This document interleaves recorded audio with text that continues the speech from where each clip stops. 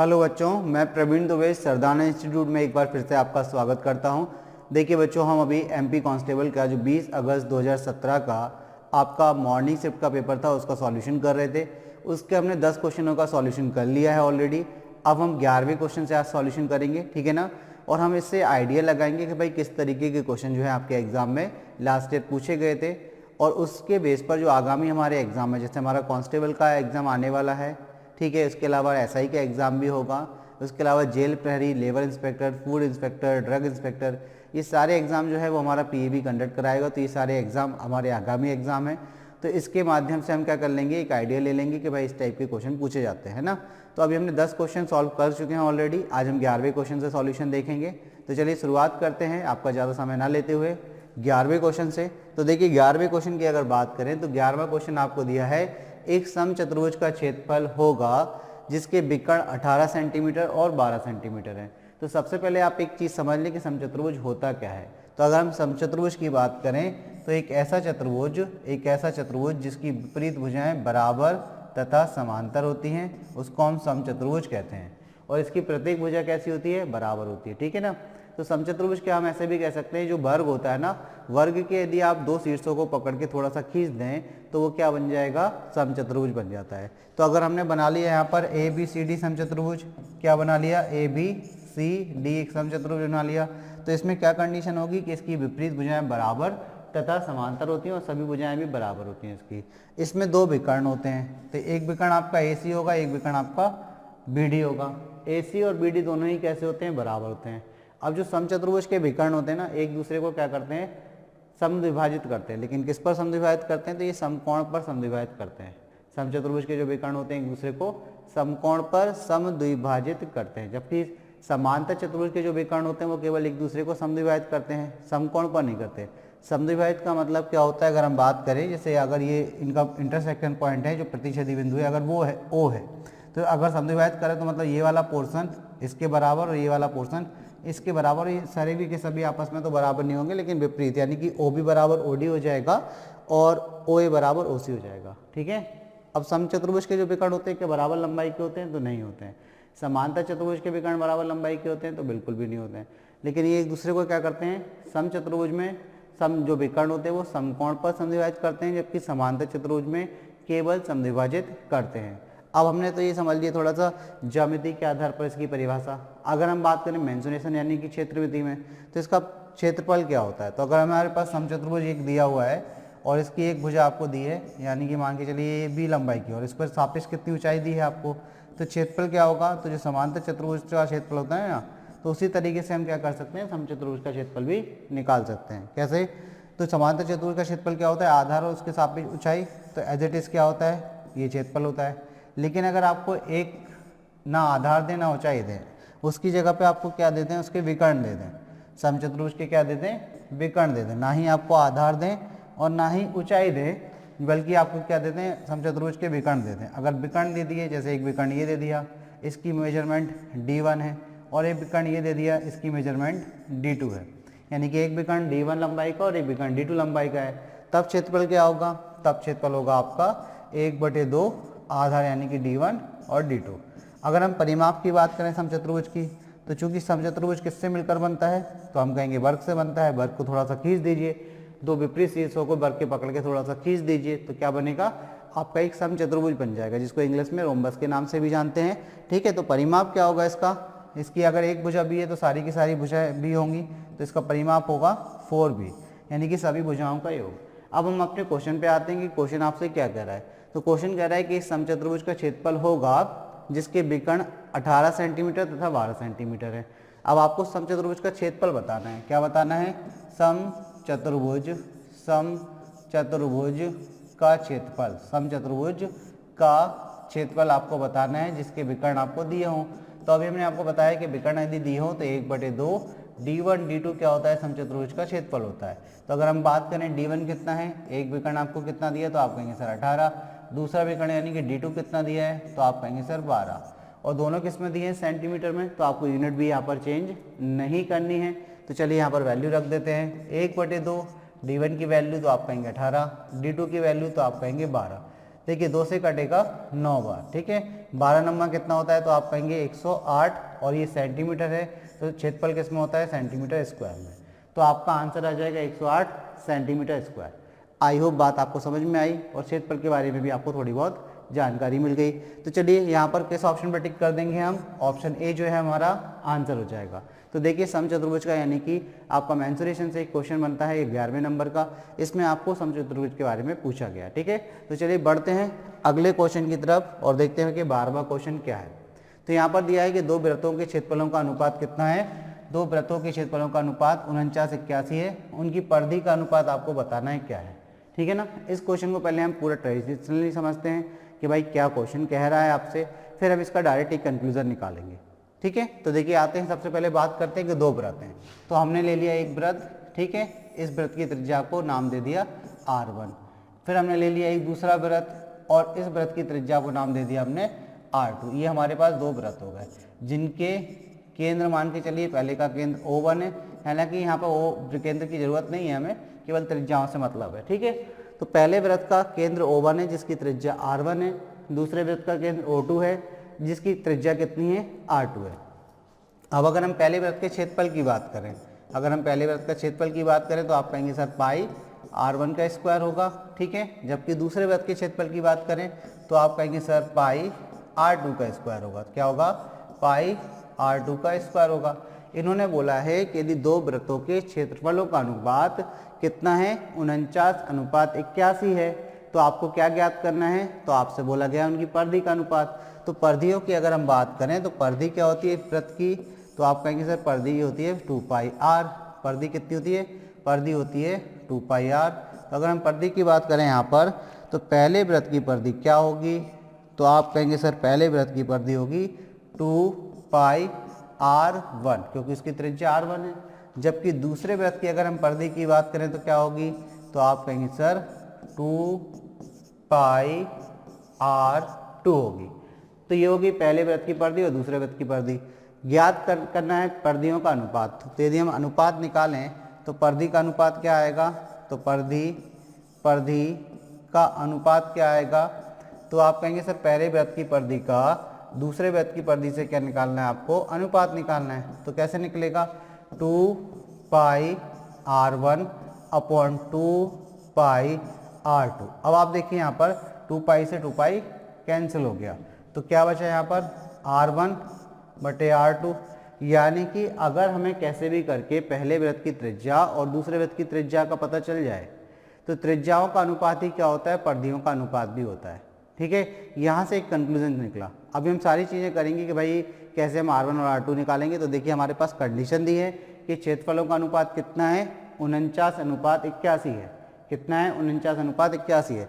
तो क्षेत्रफल आपको क्या दिए हैं, पाई R1 स्क्वायर और पाई R2 स्क्वायर। तो यदि हम क्षेत्रफलों के अनुपात की बात करें, अब हम क्या करें, क्षेत्रफलों का अनुपात, क्या बात करें, क्षेत्रफलों का अनुपात। अगर हम दोनों के क्षेत्रफलों के अनुपात की बात करें तो क्षेत्रफलों का अनुपात क्या होगा, देखिए तो आप कहेंगे क्षेत्रफलों का अनुपात होगा पाई R1 का स्क्वायर अनुपात पाई R2 का स्क्वायर। और ये आपको दिया है, ये कितना दिया है, तो आप कहेंगे सर 49:81 दिया है। देखिए यहाँ भी पाई से पाई कट गया, मतलब जो कांस्टेंट टर्म था ना दोनों में, वो दोनों में पहली बार परिधि में भी कट गए थे। 2 और पाई कांस्टेंट थे, यानी कि आपके स्थिर बोले हम कांस्टेंट वैल्यू मतलब क्या होती है, जो स्थिर अंक होते हैं कांस्टेंट हम बोले चर राशि, अचर राशि क्या थी, ये अचर राशि थी। तो अचर राशि दोनों में कॉमन थी, वो कट गई। और यहाँ भी पाई क्या है, अचर था, तो वो कट गया, क्योंकि पाई का मान दोनों ही जगह 22/7 होता है। तो पाई से पाई कट गया। तो यहाँ पर आप देखिए R1 square upon R2 square कितना आया, तो आप कहेंगे 49/81 आया। तो यहाँ से अगर आप वर्गमूल कर दें तो R1 अपॉन R2 कितना हो जाएगा, तो आप कहेंगे सर वर्गमूल ले लीजिए 49/81 यानी कि 7/9। तो देखिए आपको त्रिज्याओं का अनुपात क्या मिल गया, R1 अपॉन R2 क्या हो गया, 7/9। और आपको पता है परिधियों का अनुपात भी क्या होता है, जो त्रिज्याओं का अनुपात होता है। तो परिधियों का अनुपात भी कितना आ गया, तो आप कहेंगे 7/9। और यही आपका आंसर है 7:9, क्योंकि आपने यहाँ से एक कंक्लूजन निकाला था कि भाई जो परिधियों का अनुपात होता है वो त्रिज्याओं के अनुपात के बराबर होता है, ठीक है। और आप ये यहाँ से एक कंक्लूजन और निकला कि जो क्षेत्रफलों का अनुपात होता है ना, उनका यदि आप वर्गमूल ले लें तो त्रिज्याओं का अनुपात मिल जाता है। यदि आपके पास क्या है, क्षेत्रफलों का अनुपात और उसका आप वर्गमूल ले लें तो आपको क्या मिल जाएगा, त्रिज्याओं का अनुपात मिल जाएगा। और जब आपको त्रिज्याओं का अनुपात मिल जाएगा तो वही क्या है, आपका परिधियों का अनुपात भी है। तो अब इस क्वेश्चन का जो आंसर है वो तो आपका हो गया 7:9। बहुत आसान हो गया। अब डायरेक्ट पेपर में कैसे करना है, तो देखिए यहाँ पर आपको दिया है क्षेत्रफलों का अनुपात 49:81। तो आपको डायरेक्ट क्या करना है, 49:81। आपने घन मूलानुपात पढ़ा होगा, घन मूलानुपात, वर्ग मूलानुपात, ठीक है ना। यानी कि घन मूलानुपात हम जिसको बोलते हैं, जिसमें हम घनमूल लेते हैं, जो भी हमें अनुपात दिया है उसका यदि हम घनमूल ले लें तो घन मूलानुपात होता है। यदि वर्गमूल ले लें अनुपात का तो वर्गमूल अनुपात होता है। तो आपने देखा कि 49:81 का यदि हम वर्गमूल ले लेते हैं तो त्रिज्याओं का अनुपात मिलता है। तो हम इसका वर्गमूलानुपात ही निकालते हैं। तो यहाँ पर 49 का वर्गमूल और यहाँ पर 81 का वर्गमूल ले लेंगे तो ये 7:9 आ जाएगा। तो ये क्या हो जाएगा, दोनों वृत्तों की त्रिज्याओं का अनुपात हो जाएगा। और जो त्रिज्याओं का अनुपात होता है वही उनकी परिधियों का अनुपात भी होता है। तो डायरेक्ट आप आंसर देख के दे सकते हैं। जैसे इस क्वेश्चन में अगर हम डेटा बदल देते, अगर हम बोल देते कि यदि दो वृत्तों के क्षेत्रफलों का अनुपात 64:64 हमने आपसे बोल दिया यहाँ पर आपको कितना बोल दिया, 64:100 है, ऐसा हमने बोल दिया। ठीक है, हमने बोला कि यदि दो वृत्तों के क्षेत्रफलों का अनुपात 64:100 है तो उनके परिधियों का अनुपात ज्ञात करें। तो आपको कुछ नहीं करना है, वर्गमूल ले लेना है। वर्गमूल ले लोगे, 64 का वर्गमूल 8 और 100 का वर्गमूल, तो आप कहेंगे सर 10। ठीक है, 108:10 यानी कि ये आपके परिधियों का अनुपात होगा क्योंकि यही त्रिज्याओं का अनुपात है। तो यदि हमारे पास क्षेत्रफल दिया है तो उसका वर्गमूल ले लेंगे तो आपको त्रिज्याओं का अनुपात मिलेगा। और त्रिज्याओं का अनुपात ही क्या होता है, आपके क्षेत्रफलों का परिधियों का अनुपात होता है। ठीक है, किसका अनुपात होता है, परिधियों का। तो यहाँ पर परिधियों का अनुपात आपका 8:10 का आ जाएगा। और अगर आपसे त्रिज्याओं का अनुपात पूछेंगे तो यही आपका 8:10 भी त्रिज्याओं का अनुपात रहेगा। आई होप आपको बात समझ में आई है। तो चलिए अगले क्वेश्चन की तरफ बढ़ते हैं, देखते हैं कि अगला क्वेश्चन क्या है। चलिए बच्चों अगला क्वेश्चन देखते हैं। क्वेश्चन नंबर 13 क्या कह रहा है आपसे। क्वेश्चन नंबर 13 है 80 प्रेक्षणों का माध्य 66 है। बाद में यह पाया गया कि एक प्रेक्षण 24 को गलती से या भूल से 42 के रूप में ले लिया गया। तो सही माध्य आपको बताना है क्या है। देखिए अगर जो टर्म लिखा है माध्य, ठीक है, ये जो माध्य है, माध्य की जगह पे यदि मीन लिखा है तो भी बात एक ही है। और माध्य की जगह पे यदि औसत या एवरेज लिखा है तो भी बात एक ही है। ठीक है ना, माध्य, मीन, औसत, ये तीनों एक ही चीजें हैं। ठीक, अब देखिए इन्होंने बोला कि 80 प्रेक्षणों का माध्य कितना है, तो 66 है। तो हमने देख लिया भाई प्रेक्षण कितने हैं, ऑब्जर्वेशन कितने हैं, तो आप कहेंगे 80 हैं। उनका औसत या माध्य की हम बात करें तो माध्य कितना दिया है, तो आप कहेंगे सर हमें माध्य दिया है 66। ठीक है, अब बाद में क्या पाया गया कि भूल से 24 को कितना 42 लिख दिया। मतलब लिखना था कितना, 24, लिख दिया कितना, तो आप कहेंगे 42। तो कितना ज़्यादा लिख दिया, तो आप माइनस करिए 18, यानी कि आपने 18 ज़्यादा लिख दिया। 18 ज़्यादा किस में लिख दिया। देखिए औसत कैसे निकालते हैं, सभी प्रेक्षणों के कुल योग को हम प्रेक्षणों की कुल संख्या से भाग देकर औसत निकालते हैं। तो जो कुल योग किया गया होगा, सम ऑफ टोटल नंबर्स का सम किया गया होगा, उसमें जो आपको 24 लिखना था उसको आपने 42 लिख दिया। तो कितना ज़्यादा लिख दिया, 18। इसका मतलब जो आपका सम है वो 18 ज़्यादा है, यानी कि कुल में 18 की वृद्धि है। अगर कुल में 18 की वृद्धि है तो हम ऐसा ना करके इस क्वेश्चन को कैसे करेंगे, माध्य आपको दिया है 80 का 66, तो हम ऐसा मान के चलते हैं कि माध्य क्या करता है, हर एक वैल्यू को इक्वेट कर देता है, मतलब बराबर कर देता है। इसका मतलब जो पहला प्रेक्षण था वो भी 66, दूसरा प्रेक्षण था वो भी 66, तीसरा प्रेक्षण था वो भी 66, चौथा प्रेक्षण था वो भी 66, यानी कि 1 से लेकर 80 तक के सभी प्रेक्षण कितने हैं, 66। अगर हर एक प्रेक्षण कितना है, 66 है। अब आपने योग में क्या 18 ज़्यादा लिख दिया, तो हम ऐसा बोलेंगे कि आप क्या करिए, हर एक में से घटा दीजिए। भाई 18 आपने 80 में कितना ज़्यादा लिख दिया, 18, तो एक में से कितना कम करना पड़ेगा, तो आप 80 से भाग दे दीजिए। तो हर एक में से कितना कम करना पड़ेगा, तो भाई भाग लगा देते हैं। तो 80 से अगर हम 18 में भाग लगाएंगे तो कितने बार भाग जाएगा, तो आप कहेंगे सर दशमलव लग जाएगा, तो 180 हो जाएगा। 80 दूना तो आप कहेंगे सर कितना हो जाएगा, 160। फिर कितना बचेगा, तो आप कहेंगे सर 20 बचेगा, एक जीरो लगा दीजिए। ठीक है, अब कितने बार भाग जाएगा, तो 80 दूना फिर से आप कहेंगे सर फिर से भाग जाएगा आपका 2 बार, तो 160। ठीक है, अब कितना बचेगा, तो आप कहेंगे 40, एक जीरो लगा दीजिए। 8 5 40, यानी कि ये कट गया आपका 400 बार। तो आपने देखा कि 0.225 यानी कि 0.225 आपका क्या है, हर एक संख्या में से माइनस होगा। क्योंकि 80 में कुल योग में 18 की वृद्धि हुई थी, तो हर एक में से अगर हमें कमी करना है तो 80 में 18 की क्या हो गई आपकी वृद्धि थी, तो इस वृद्धि को हर एक में से कम करना है तो हमने 80 से भाग लगा दिया, तो हर एक में से कितना कम हो जाएगा 0.225 यानी कि 0.225। तो देखिए हर एक की वैल्यू कितनी थी अभी 66 थी, तो 66 में से हम कितना माइनस कर देंगे, तो यहाँ दशमलव लगा दीजिए और दशमलव लगाने के बाद क्या कर दीजिए 0.225 को माइनस कर दीजिए, क्या कर दीजिए 0.225 को इसमें से माइनस कर दीजिए। अब 3 अंक हैं तो हमने 3 अंक 0 ले लिए यहाँ पर।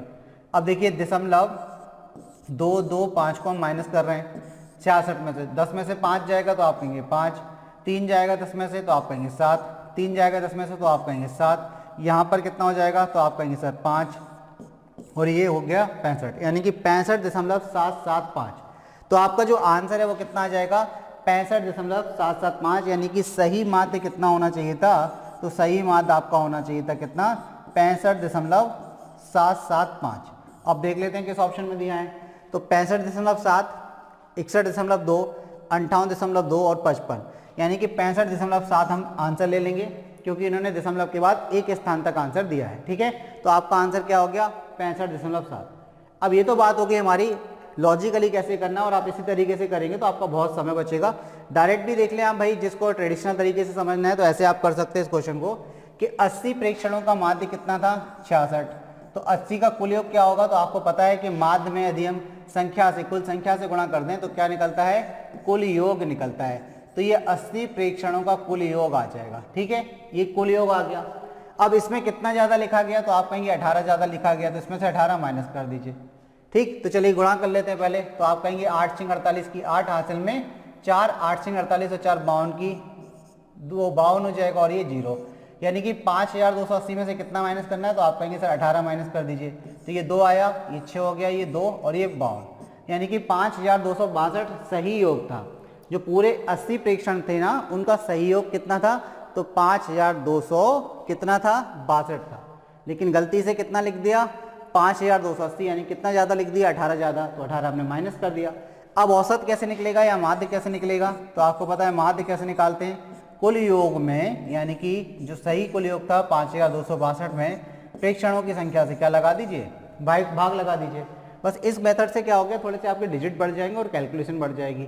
ठीक, अब देखिए हम भाग लगाते हैं, तो 5262 में किससे भाग लगाना है 80 से, तो 80 से अगर भाग लगाएंगे तो 8 8 64 ज़्यादा हो जाएगा, 8 7 56 भी ज़्यादा हो जाएगा, तो 8 5 40, तो कितने बार भाग दिया, तो ये आपका आ गया 400। ठीक है, ये कितना आ गया 400, 8 5 40 एक बार और चले जाएगा, 8 सिंह 48 बार भाग दे दीजिए, 6 बार भाग दे दीजिए, 6 बार भाग चला जाएगा आपका। ठीक है, कितने बार 6 बार भाग दे दीजिए, तो 6 टाइम डिवाइड कर देते हैं, तो देखिए 6 8 48, 480 हो जाएगा, ये 6 बचेगा, 12 में से 8 जाएगा तो 4 बचेगा और ये कितना हो गया 2। फिर से आप 8 5 40 कर दीजिए, 5 बार भाग दे दीजिए, तो ये 40 हो गया, तो ये कितना हो गया भाई, ये 62 बचा, दशमलव लग जाएगा तो एक 0 बढ़ जाएगी यहाँ पर, तो देखिए 8 नहीं 64 ज़्यादा हो जाएगा 640, तो 8 7 56, 8 7 56 यानी कि 560 हो जाएगा, ये 0, 12 में से 6 जाएगा तो 6, 60 बचा, एक 0 बढ़ जाएगा, तो आप फिर से 8 7 56, तो फिर से कितना बचा, तो आप कहेंगे 560 यानी कि फिर 40 बचा, एक 0 फिर लगा देंगे 400 हो जाएगा, तो 8 5 40 यानी कितना हो गया 400, तो ये पूरा कैंसिल आउट हो गया, तो फाइनली आपका आंसर कितना आ गया 65.775। तो ये आपकी ट्रेडिशनली अप्रोच है, आप इससे भी कर सकते हैं कि पहले कुल योग निकाल लीजिए। अब आपको पता है कि कुल योग में कितने की वृद्धि हो गई थी 18 की, तो 18 आप माइनस कर दीजिए, उसमें से 18 माइनस करने के बाद जो नया कुल योग आएगा उसको प्रेक्षणों की संख्या यानी कि 80 से भाग लगा दीजिए, आपका सही माध्य ज्ञात हो जाएगा। तो ये क्या आ जाएगा आपका सही माध्य या सही औसत। क्लियर होगी बात, तो चलिए बढ़ते हैं अगले क्वेश्चन की तरफ और देखते हैं भाई अगला क्वेश्चन क्या है। तो देखिए अगला क्वेश्चन है, एक कक्षा में 20 लड़के तथा 20 लड़कियां हैं। कक्षा में लड़कियों की औसत आयु 16 वर्ष है, लड़कों की औसत आयु 17 वर्ष है। एक लड़की और एक लड़का कक्षा छोड़ देते हैं, जिससे लड़कियों की औसत आयु 1 वर्ष कम हो जाती है, लड़कों की औसत आयु 2 वर्ष कम हो जाती है। तो पूरी कक्षा की नई औसत आयु आपको बतानी है कि कितनी है। ठीक है, तो चलिए किस तरीके से इस क्वेश्चन को करेंगे। तो सबसे पहले हम बात करते हैं कि लड़के कितने हैं, ठीक है, और उसके बाद हम बात करते हैं कि उनका औसत कितना है। तो उनका एवरेज कितना दिया हम उसकी बात करेंगे, एवरेज यहाँ लिख लेंगे। लड़कियाँ कितनी हैं तो यहाँ पर हम नंबर्स लिख रहे हैं उनके कि कितनी संख्या है, ठीक है, और यहाँ एवरेज लिख रहे हैं। क्लियर? तो देखिए ये ABG है, मतलब इसका मतलब है एवरेज, ठीक है। ये हमने क्या लिख दिया यहाँ पर, औसत लिख दिया बच्चों। अब आप देखिए यहाँ पर कितने लड़के थे, तो आप कहेंगे सर 20 लड़के थे। उनका औसत आयु कितना था, तो देखिए लड़कियों का 16 था, लड़कों का 17 है, तो लड़कों का औसत आयु 17 वर्ष है, ठीक। अब लड़कियों की बात करें कितनी संख्या है, तो आप कहेंगे सर 20 संख्या है।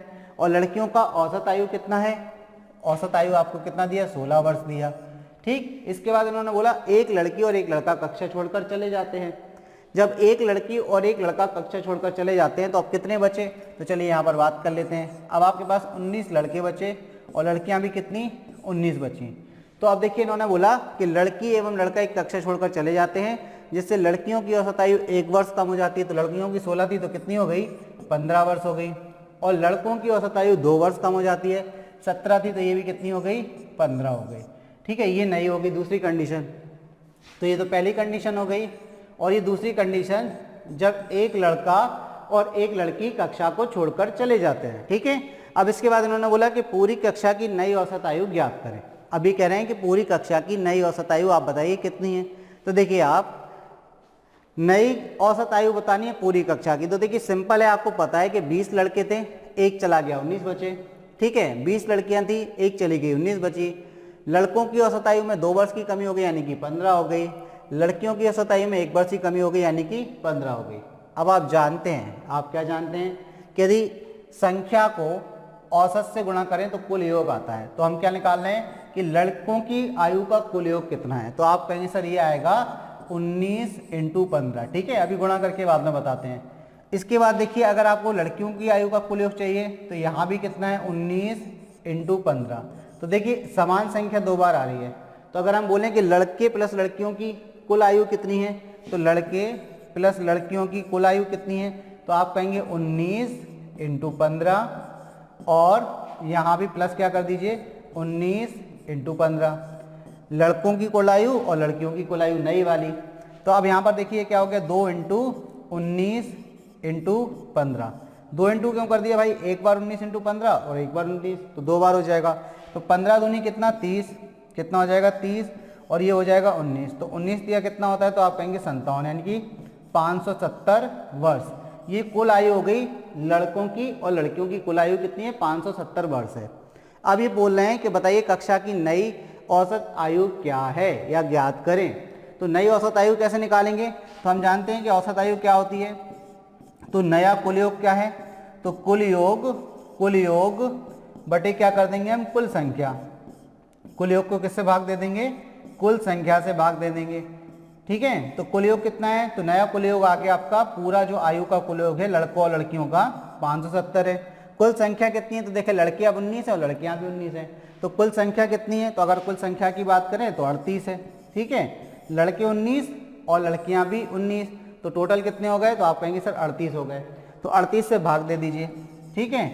38 19 दूनी, तो आप कहेंगे 38, 19 दिया तो आप कहेंगे 57, 2 से भाग लगा दीजिए, कितना आ गया 15। तो यानी कि पूरी कक्षा की जो लड़के और लड़कियों की कुल आयु है नई वाली औसत आयु, वो कितनी है, 15 वर्ष है।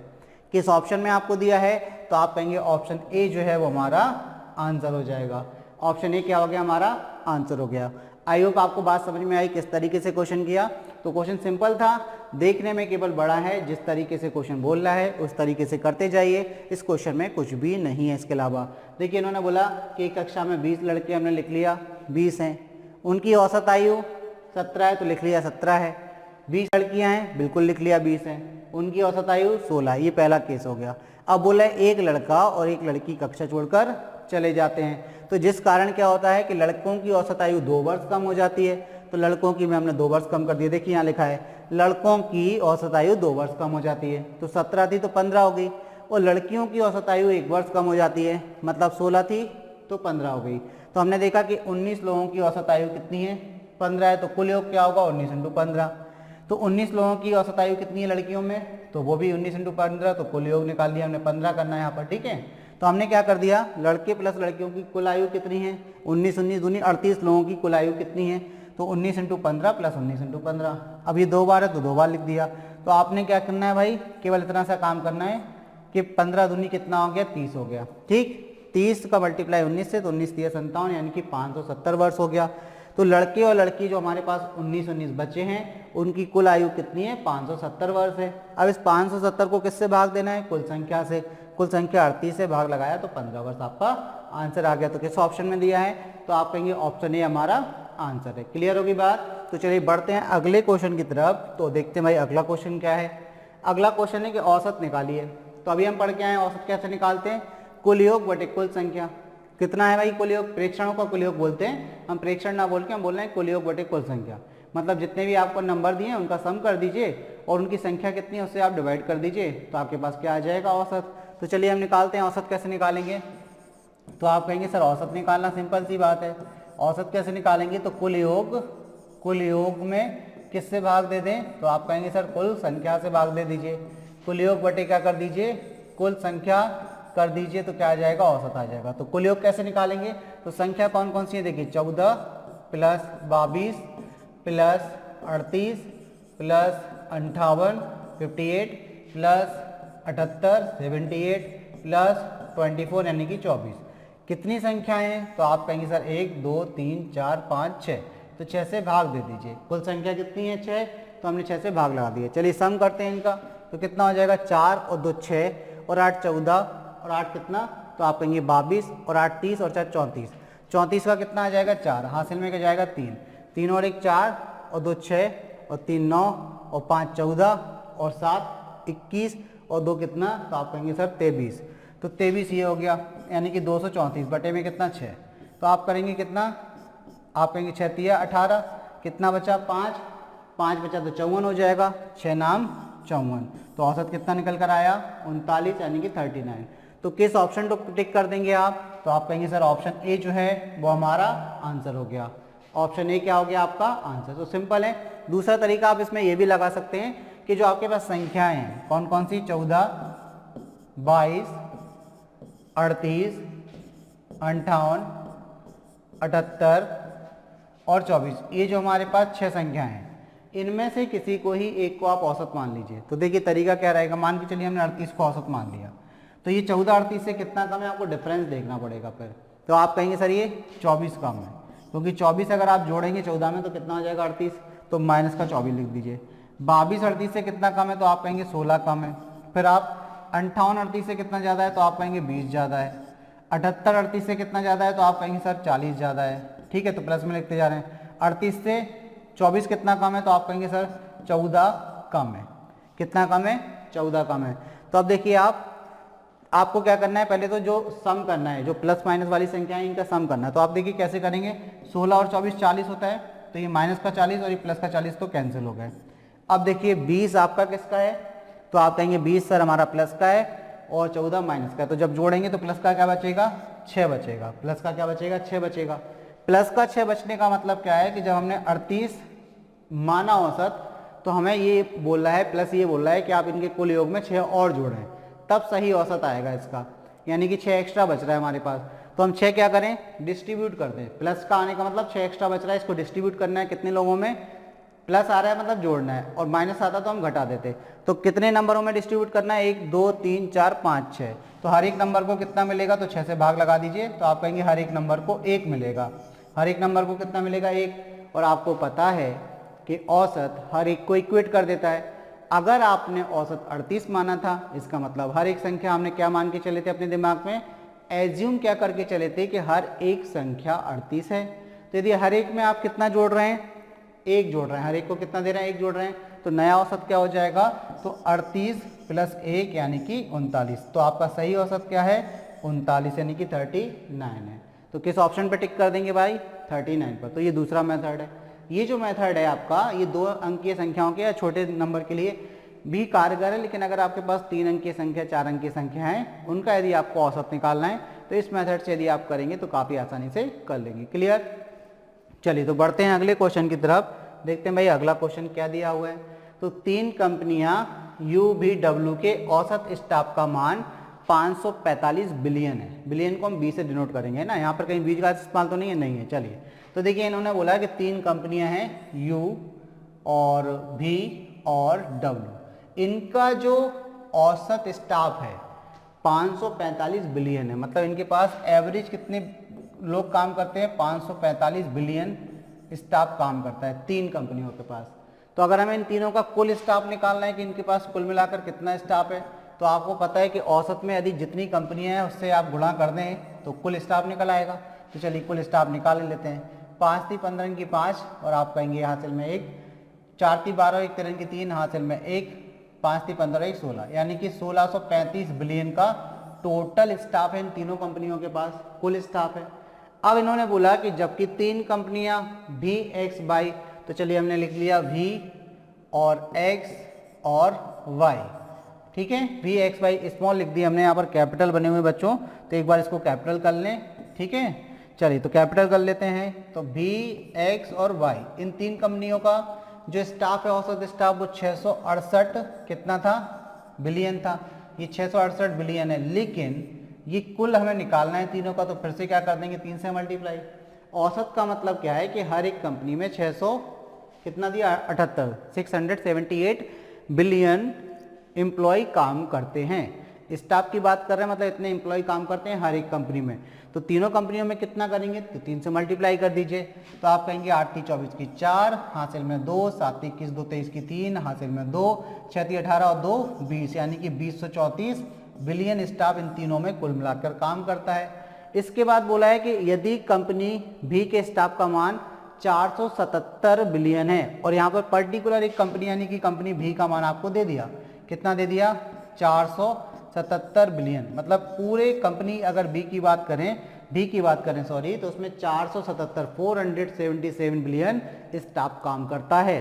तो इन्होंने बोला कि U, V, W, X और Y का औसत मूल्य ज्ञात करें। तो औसत कैसे निकालते हैं, आपको किसका चाहिए, देखिए U, V, W और X और Y। तो X और Y, तो यहाँ पर देखिए अगर आप इनको ऐड करेंगे तो 2 बार V आएगा। तो चलिए सबसे पहले हम कर लेते हैं इन दोनों को ऐड, यानी कि U + V + W + X + Y, यानी कि इन 5 कंपनियों में कुल मिलाकर कितने एम्प्लॉय काम करते हैं। तो आप देखिए यहाँ पर 2 बार भी आएगा, क्योंकि एक बार भी यहाँ पर दिया है, एक बार भी यहाँ पर दिया है। तो इन दोनों को जब आप ऐड करेंगे तो टोटल स्टाफ आएगा कितना, 1635 बिलियन ये हो गया, प्लस 2034 बिलियन ये हो गया। इनको आप ऐड करेंगे तो ये आपका 9 हो जाएगा, ये आपका 6 हो जाएगा, ये भी आपका 6 हो जाएगा और 3 हो जाएगा, यानी कि 3669 बिलियन का स्टाफ इन 5 कंपनियों में काम करता है। लेकिन इन 5 कंपनियों में आप देखिए कि हमने 2 बार बी के स्टाफ को इंक्लूड किया है। तो बी का जो स्टाफ है उसको अगर हम एक बार माइनस कर दें तो क्या बचेगा, तो आप कहेंगे U, V, W, X, Y, Z, यानी कि 5 कंपनियों का स्टाफ बचेगा। जबकि इसमें क्या है, 2 बार भी का स्टाफ इंक्लूड है। तो भी का स्टाफ कितना है, तो आप कहेंगे सर 477 को इसमें से माइनस कर दीजिए। तो चलिए माइनस करते हैं, 9 - 7 तो आप कहेंगे 2, ठीक है, 9 - 7 2, 16 - 7 करेंगे तो आप कहेंगे सर 9, और फिर आप इसके बाद 5 माइनस करेंगे इसमें तो आप कहेंगे सर 1 और 3, यानी कि 3192, यानी कि 3192 का स्टाफ है किसमें, तो आप कहेंगे company U, company B, company W, company X और प्लस कंपनी Y, यानी कि इन पूरी 5 कंपनियों में कुल मिलाकर कितना स्टाफ काम करता है, तो आप कहेंगे 3192 बिलियन स्टाफ इसमें काम करता है। अब आपको बताना क्या है इन सभी का औसत, तो कंपनियां कितनी हैं, तो आप कहेंगे 3। तो यदि कुल स्टाफ को यदि हम किससे भाग लगा देंगे, कुल स्टाफ को किससे भाग लगा दें, 5 से, कंपनियां 5 है सॉरी, तो यदि आप 5 से भाग लगा देंगे तो क्या निकल आएगा, औसत स्टाफ निकल आएगा। तो यहाँ से आपका बनेगा औसत स्टाफ, क्या बनेगा कि 5 कंपनियों में से हर एक कंपनी में कितना एम्प्लॉय काम करता है, तो औसत स्टाफ क्या निकल कर आ जाएगा यहाँ से। तो चलिए औसत स्टाफ निकाल लेते हैं। तो अब केवल आपको कितना सा काम करना है, 5 से भाग लगाना है।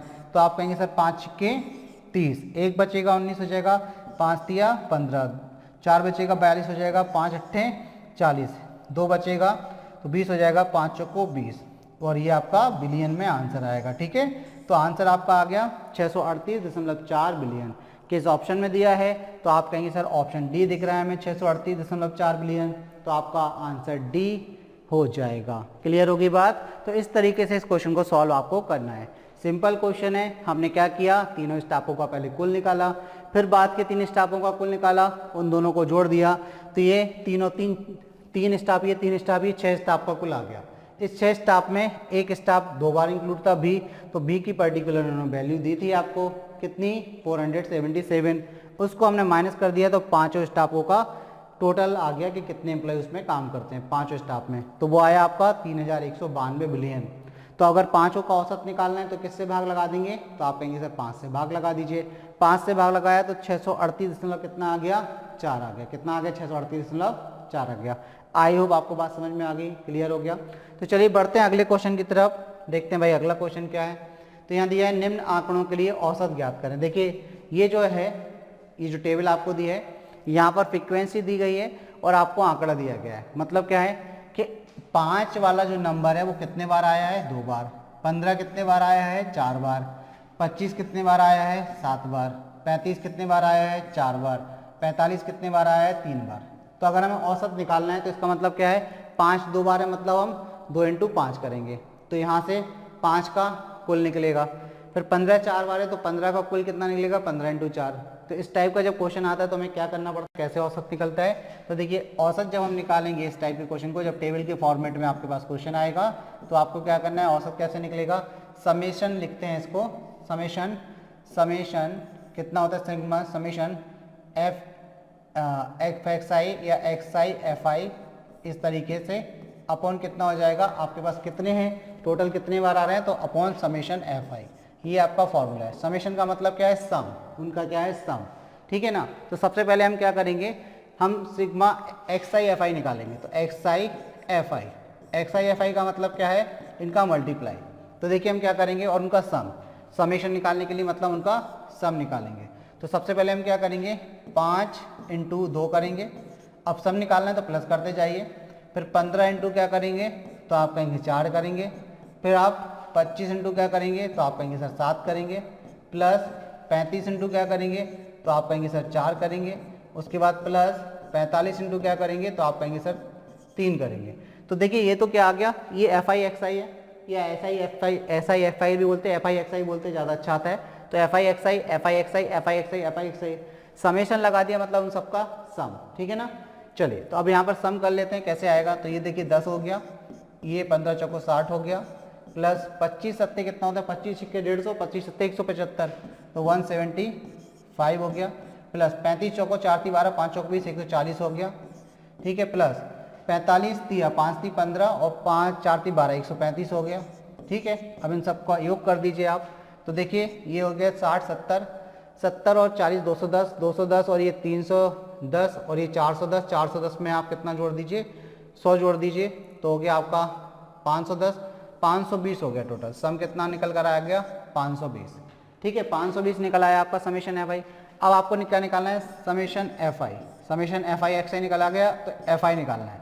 एफ आई का मतलब 2 + 4 + 7 + 4 + 3, मतलब हर नंबर का रिपीटेशन फ्रीक्वेंसी कितने टाइम थी, उनका सम निकालना है। तो देखिए 7 और 3 10 और 4 14 और 8 कितना हो जाएगा 14 और 6 20 हो जाएगा, टोटल कितना है 20। तो ये आपके पास 20 आ गया। अब आपको क्या करना है, बस वैल्यू रखनी है औसत निकालने के लिए। तो देखिए समेशन सिग्मा समीकरण एफ आई एक्स आई कितना है, तो आप कहेंगे 520 है। समेशन एफ आई कितना है, तो आप कहेंगे सर 20 है। तो 0 से 0 कैंसिल, 2 दूनिये 4 और 2 × 12, यानी कि 26 आपका क्या आ गया, औसत आ गया। 26 के यानी कि 26 आपका औसत आ गया। तो किस ऑप्शन पर टिक कर देंगे आप, ऑप्शन डी पर टिक कर देंगे, ठीक है ना। जब आप सांख्यिकी पढ़ेंगे, स्टैटिक्स पढ़ेंगे, तो उसमें आपको बताया जाएगा कि ये किस तरीके से सॉल्व होता है। अभी आप इतनी सी चीज़ याद रखें कि समेशन निकालना पड़ेगा आपको एफ आई एक्स आई और समेशन एफ आई निकालना पड़ेगा। एफ आई समेशन का मतलब सम होता है, तो इन सबका सम कर दिया। अब ऊपर का सम करना है तो पहले आपको एफ आई एक्स आई निकालना है, मतलब उनका मल्टीप्लाई करना है। तो यहाँ मल्टीप्लाई, यहाँ मल्टीप्लाई, यहाँ मल्टीप्लाई, तो ये एफ आई एक्स आई आ जाएगा और उनका सम कर दीजिए। फिर आपको क्या करना है, समेशन एफ आई एक्स आई को डिवाइड करने हैं समेशन एफ आई से, तो आपका आंसर कितना आ गया 26, क्लियर है। तो चलिए बढ़ते हैं अगले क्वेश्चन की तरफ, देखते हैं भाई अगला क्वेश्चन क्या है। तो अगला क्वेश्चन है, यदि एक सोफा सेट का मूल्य विक्रम 10% छूट सहित 9000 रुपये है, तो इसका अंकित मूल्य ज्ञात करें। देखिए छूट जो है, डिस्काउंट जो है, वो हमेशा अंकित मूल्य पर दिया जाता है। हम दो तरीके से इस क्वेश्चन को कर सकते हैं, एक आप 100 मान के कर सकते हैं, एक आप रेशियो से कर सकते हैं, एक आप x मान के भी कर सकते हैं, ठीक है। तो देखिए सबसे पहले x का तो हमें काम नहीं करना है, हम किससे बात कर लेते हैं, हम 100 मान के कर लेते हैं। हमने बोला कि अंकित मूल्य कितना है MRP, जिसको हम क्या बोलते हैं MRP। तो अंकित मूल्य कितना है, तो हम बोलेंगे कि अंकित मूल्य 100 है। हमने कितना मान लिया 100। अब जिसको मानते हैं उसका मान निकालना पड़ता है, ठीक है। अब 10% का आप क्या कर रहे हैं, इसको डिस्काउंट दे रहे हैं। तो 10% का डिस्काउंट मतलब 90 में बेचा होगा आपने भाई, आप जानते हैं 100 का 10% 10 होता है। अब डिस्काउंट दे रहे हैं मतलब आप बोल रहे हैं कि 100 रुपये इस चीज़ पर लिखे हुए हैं, हम आपको 10% डिस्काउंट करके दे रहे हैं। इसका मतलब आप उसका 10% निकाल कर माइनस करेंगे तो कितना बचेगा 90। तो यानी कि आपने कितने में बेचा 90 में, तो विक्रय मूल्य कितना हो गया, तो आप कहेंगे विक्रय मूल्य जो है वो 90 हो गया। जबकि क्वेश्चन में कितना दिया है तो आप कहेंगे 9000, ठीक है। 10% छूट सहित 9000 रुपये है, तो इसका अंकित मूल्य आप ज्ञात करें, विक्रय मूल्य आपको 9000 दिया। तो 90 की वैल्यू कितनी, तो आप कहेंगे 9000। 90 से ये 90 कटेगा कितने बार, 100 बार। तो 1 यूनिट की वैल्यू कितनी, 100 के बराबर। आपने अंकित कितना मूल्य माना, कितना 100। 100 यूनिट की वैल्यू कितनी, तो आप 100 से दोनों तरफ मल्टीप्लाई कर दीजिए। आपने अंकित मूल्य क्या माना, 100 माना ना, तो 100 की वैल्यू कितनी आ गई, तो आप कहेंगे सर 10,000 रुपये। तो यानी कि अंकित मूल्य कितना हो गया 10,000। एक तरीका ये हो गया, आप इससे कर सकते हैं 100 मान के। दूसरा जो 10% की जो वैल्यू दी है उससे आप कर सकते हैं। 10% का फ्रैक्शनल रूप यानी कि भिन्नात्मक मान 1/10 होता है। अब डिस्काउंट किस पर दिया जाता है, अंकित मूल्य यानी कि MRP पर। तो हम कहेंगे MRP कितना है, MRP यहाँ पर 10 है और 1 क्या दिया जा रहा है, तो 1 आपका डिस्काउंट है। MRP 10 है तो 1 क्या हो गया, डिस्काउंट हो गया। तो विक्रय मूल्य क्या होगा, यानी कि SP क्या होगा। तो अगर हम विक्रय मूल्य की बात करें तो विक्रय मूल्य कैसे निकलता है, MRP माइनस डिस्काउंट कर दीजिए। MRP में से क्या माइनस कर दीजिए, डिस्काउंट माइनस कर दीजिए, तो आपका क्या आ जाएगा विक्रय मूल्य। MRP कितना है तो आप कहेंगे 10, डिस्काउंट कितना है 1, तो विक्रय मूल्य कितना आ गया 9। तो यहाँ से रेशियो से भी आप कर सकते हैं, ये सेकंड मेथड है, ठीक है। इसमें हमने क्या किया, 10% का फ्रैक्शनल रूप यानी कि भिन्नात्मक रूप लिखा, वो कितना 1/10 होता है। तो हमेशा डिस्काउंट किस पर दिया जाता है, आप कहेंगे MRP पर। तो यानी कि डिनोमीटर में जो होगा वो MRP होगा। MRP कितना हो गया 10, 1 रुपये का डिस्काउंट है। तो विक्रय मूल्य कैसे निकलेगा, MRP माइनस डिस्काउंट से। तो यानी कि 10 वाली चीज़ पर आपने 1 रुपये का डिस्काउंट दिया, तो कितने की बेच रहे हैं, तो आप कहेंगे सर 9 रुपये की बेच रहे हैं, ठीक है। तो 9 रुपये की वैल्यू किसके बराबर, तो आप कहेंगे 9 रुपये की वैल्यू यहाँ पर 9000 के बराबर। 1 रुपये की वैल्यू किसके बराबर, या 1 यूनिट की वैल्यू किसके बराबर, तो आप कहेंगे सर 1000 रुपये के बराबर। आपने MRP कितना माना, 10 यूनिट ना, तो इस बार आपको किससे मल्टीप्लाई करना है, यहाँ पर 10 से मल्टीप्लाई करना है। 10 से मल्टीप्लाई करेंगे कितना आ जाएगा, तो 10,000 रुपये। तो MRP कितना निकला, तो आप कहेंगे MRP सर 10,000 रुपये निकला। MRP कितना निकला, 10,000 रुपये। आई होप बात आप तक पहुंची है किस तरीके से इस क्वेश्चन को करना है। 2 तरीके हैं, रेशियो से भी कर सकते हैं और आप 100 मान के भी, ठीक है। तो चलिए बढ़ते हैं अगले क्वेश्चन की तरफ और देखते हैं भाई अगला क्वेश्चन क्या है।